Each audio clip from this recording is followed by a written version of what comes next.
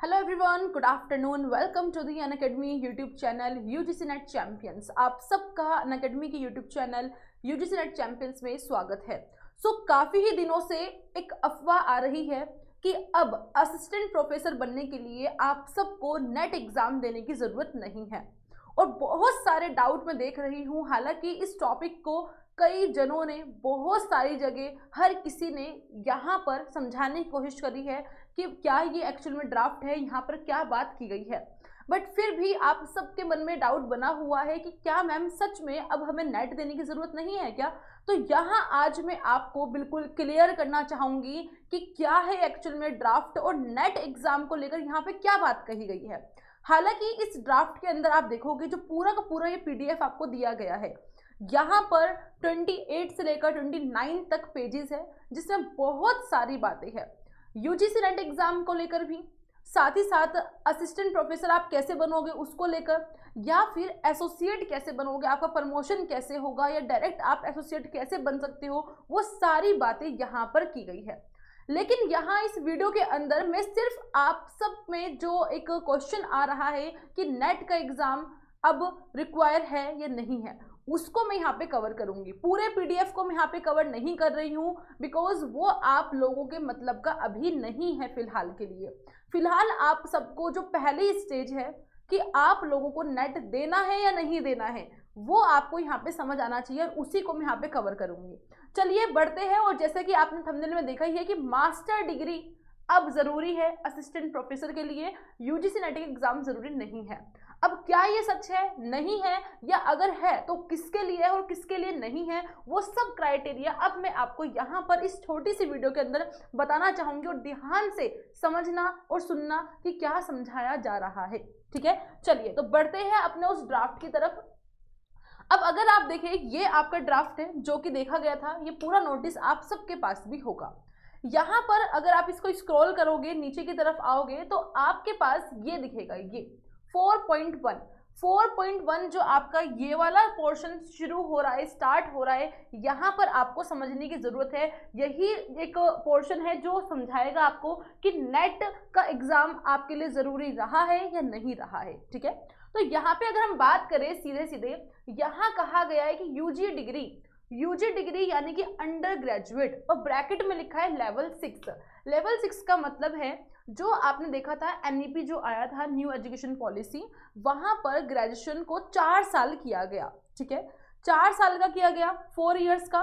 तो जो 4 इयर्स का आप अगर किसी ने भी यूजी किया है यानी कि अंडर ग्रेजुएट जिसने 4 साल की करी है वो, और इसमें आपके अगर 75% मार्क्स आए हैं, यानी कि 4 साल का आपने यूजी किया, 4 इयर्स का आपने यूजी किया, और इसमें आपको टोटल आपकी डिग्री में आपको 70% मार्क्स मिल गए हैं। कितने? 75% मार्क्स आपको मिल गए हैं। और साथ ही साथ आपने PhD भी कर ली। क्या कहा? PhD आपने कर ली है। तब जाकर आप लोग डायरेक्ट जहां भी वैकेंसीज निकलती है असिस्टेंट प्रोफेसर के लिए, वहां पे आप लोग अप्लाई कर सकते हो। अंडर ग्रेजुएट में आपके 75% मार्क्स होने चाहिए और साथ में PhD होनी चाहिए। अब इसी पॉइंट की वजह से हर किसी को कंफ्यूजन हो गई है कि अंडर ग्रेजुएट हो गया और आपने अप्लाई कर लेना है। ठीक है, लेकिन ऐसा बिल्कुल भी नहीं है। 70% मार्क्स तो चाहिए ही चाहिए, लेकिन उसके साथ PhD होनी ही चाहिए। PhD आपकी ज़रूरी है, PhD नहीं हटाई गई है। बिल्कुल क्लियर, आप सुन लीजिए। ठीक है, चलिए अब यहाँ पर एक बात ये कही गई है कि अगर मान लीजिए किसी ने 4 साल की यूजी कर ली है यानी कि अंडर ग्रेजुएट की डिग्री ले ली है, बट उसके 75% आए ही नहीं है, 75 मार्क्स है वो उसके नहीं आए हैं, तो ऐसे में ये बोला गया है चलो कोई बात नहीं, जब आप पोस्ट ग्रेजुएट करते हो, जब आप PG करते हो, यहाँ पे जो और लिखा गया और यानी कि या तो ये या फिर ये। ठीक है, अगर आपने ये क्राइटेरिया पूरा नहीं किया, 75% आपके नहीं थे, तब आपको पोस्ट ग्रेजुएशन की तरफ आना होगा और पोस्ट ग्रेजुएशन में आपके पास 55 मार्क्स होने चाहिए। कितने?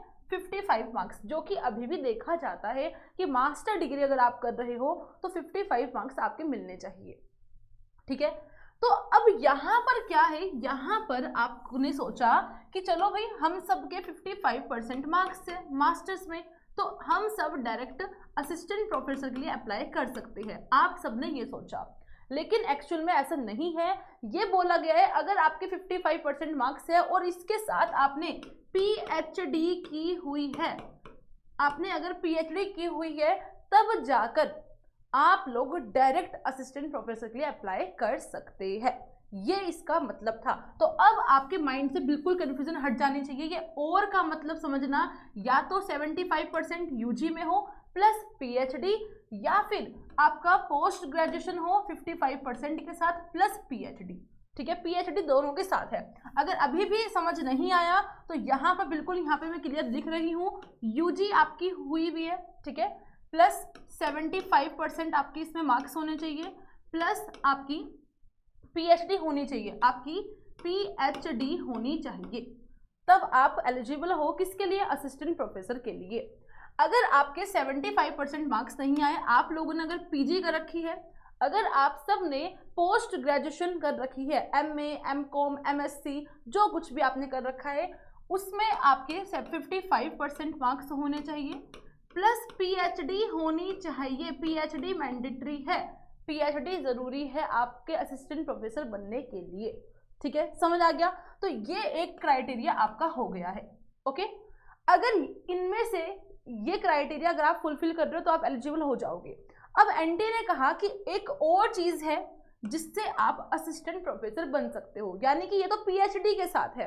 अब विदाउट पीएचडी का क्या सीन है, वो वही है जो कि आपके पहले हुआ करता था कि आप लोग मास्टर करते हो, आप सबके पास मास्टर डिग्री है, आप सबके पास मास्टर डिग्री है।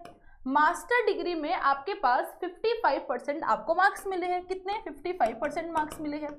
ठीक है, और आपने यूजीसी नेट एग्जाम दिया है। कौन सा, यूजीसी नेट एग्जाम आपने दिया है, तो आप असिस्टेंट प्रोफेसर बनने के लिए एलिजिबल हो। यानी कि ये वाला क्राइटेरिया वही है जो कि नॉर्मल चला आ रहा था। जैसा कि शुरुआत से ही हमने देखा है कि भाई मास्टर्स में 55% आप लेकर आते हो और यूजीसी नेट एग्जाम की आप तैयारी करते हो, और अगर आपका नेट का एग्जाम क्लियर हो जाता है तो जहां भी वैकेंसीज आती है आप सब वहां पे अप्लाई करना शुरू करते हो। ठीक है, ये बिल्कुल नॉर्मल है। ये विदाउट पीएचडी यहाँ पे बात हो रही है। अब चाहे नेट का एग्जाम है, चाहे आपका सेट का एग्जाम है, स्टेट लेवल का एग्जाम है, जैसे आप करते थे सेम टू सेम वैसा ही है। ठीक है, तो नेट जरूरी नहीं है, ऐसा बिल्कुल भी नहीं है, माइंड से निकाल दीजिए। नेट आज भी जरूरी है। अगर आपने पीएचडी कर लिया नेट से पहले ही, तब आपके लिए नेट देना जरूरी नहीं है, तब आप डायरेक्ट असिस्टेंट प्रोफेसर के लिए अप्लाई कर सकते हो। ठीक है, आई होप कि दोनों में आपको डिफरेंस समझ आ गया होगा। पीएचडी वाले इसको फॉलो कर सकते हैं, लेकिन हम जैसे कि आप सब ने अभी तक पीएचडी नहीं करी है, तो आप सब इसको फॉलो कीजिएगा जो आप हमेशा से करते आए हो। ठीक है, यहां तक समझ आ गया। चलो अब बढ़ते हैं आगे, बिकॉज ये भी सुनने में आया है कि मैम हमने तो सुना है कि मास्टर के बाद, पीजी की डिग्री के बाद direct without net exam, without PhD हम अप्लाई कर सकते हैं। तो भाई ऐसा है, बट वो आर्ट साइड वाले बच्चों के लिए नहीं है। बिल्कुल क्लियर सुन लीजिए, वो है आपके जिसने एमटेक वगैरह की हुई है, उन सब के लिए ये बात कही गई है कि अगर उनकी मास्टर डिग्री हो गई है, 55% मार्क्स आए हैं, 55 एमटेक वगैरह वालों के, इनकी साइंस वाले बच्चों के लिए, तो वो जो जने हैं वो विदाउट पीएचडी, विदाउट नेट का एग्जाम, वो एलिजिबल है कि वो नेट का एग्जाम दिए बिना ही वो सब अप्लाई कर सकते हैं जहां भी वैकेंसीज आती है। ये आर्ट साइड के लिए बिल्कुल भी नहीं है। अब इस पॉइंट को बिल्कुल नोट कर लीजिएगा। तो आई होप कि यहाँ पर इस वीडियो के अंदर आप सबके मन में जो भी डाउट था वो बिल्कुल क्लियर हो गया है। अब आपके मन में डाउट नहीं आना चाहिए कि नेट जरूरी है या नेट जरूरी नहीं है। तो नेट आप सबको देना ही देना है। जिस दिन आपने पीएचडी कर ली विदाउट नेट का एग्जाम, मास्टर किया और पीएचडी कर ली, तब कोई दिक्कत नहीं है, फिर आप आराम से जाइए अप्लाई कीजिए। या फिर यूजी में 75% मार्क्स आ गए हैं, पीएचडी भी कर ली है, तब आप जाइए, जाके एलिजिबल हो गए हो, आप असिस्टेंट प्रोफेसर के लिए अप्लाई कर सकते हैं।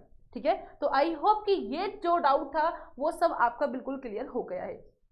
अब और क्या क्या बातें हैं इस ड्राफ्ट के अंदर वो सब मैं आपको अलग से बताऊंगी। लाइक एसोसिएट प्रोफेसर आप कैसे बन सकते हैं, वो बहुत ही अलग क्राइटेरिया है, अभी आप उसमें मत फंसिए।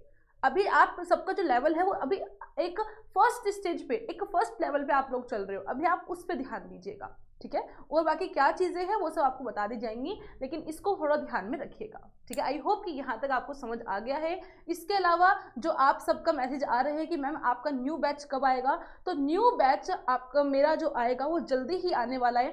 15 जनवरी से लेकर 20 जनवरी तक न्यू बैच मेरा ज्वाइन करना आपको होगा। जो भी करना चाहते हैं वो लॉन्च किया जा रहा है। साथ ही साथ जैसे ही लॉन्च होगा उससे कुछ दिन पहले आपको बताया जाएगा। अभी फिलहाल ऑफर नहीं चल रहा है, ऑफर फिर से आएगा तो मैं आपको ज़रूर बताऊंगी। और मेक श्योर कि अब जो भी लेट हो गए हैं, ऑफर निकल चुका है, जिनका नहीं ले पाए हैं, आने वाले ऑफर में आप सब कोर्स परचेज कर लें, ताकि प्लस क्लासेस में आप लोग पूरे 10 यूनिट्स को बहुत ही अच्छी तरीके से कवर कर सकें और अपनी तैयारी को आपकी प्लस क्लासेस और यूट्यूब दोनों पे किया करें। यूट्यूब पर भी बहुत सारी चीज़ें मैं आपको करवाऊंगी, ठीक है। और प्लस आपकी जो पेड जो कोर्स है वहाँ पर भी आपको पूरा डिटेलिंग कोर्स करवाया जाएगा। तो दोनों का अगर आप मिक्स कर दोगे, आपको कहीं और जाने की ज़रूरत नहीं है, यकीन मानिएगा।